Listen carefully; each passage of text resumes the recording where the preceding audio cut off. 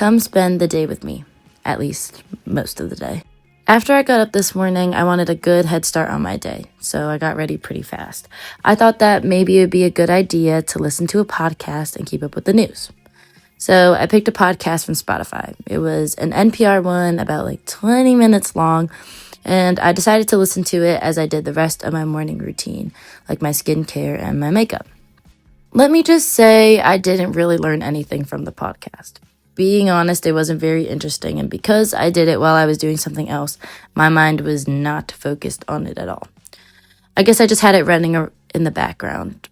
Podcasts aren't that great of a source of news, because I feel like people only tend to listen to it while they're doing other stuff, so they're never really focused on the actual information that's being shared.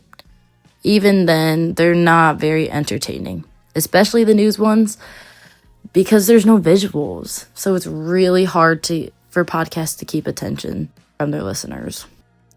After this, I helped my parents make lunch, and I tried talking to my parents about the podcast that I listened to, but there wasn't really that much to say since I didn't really retain anything from it.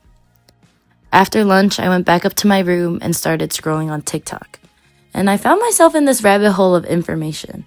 I watched multiple TikToks on the current news, and I found lots of people sharing all sorts of information on the politics of the US and news from around the world. I found lots of stuff that I didn't hear from the podcast this morning. I would say that this was definitely more entertaining, especially because of the visuals, and I was able to keep attention and retain this information a lot better.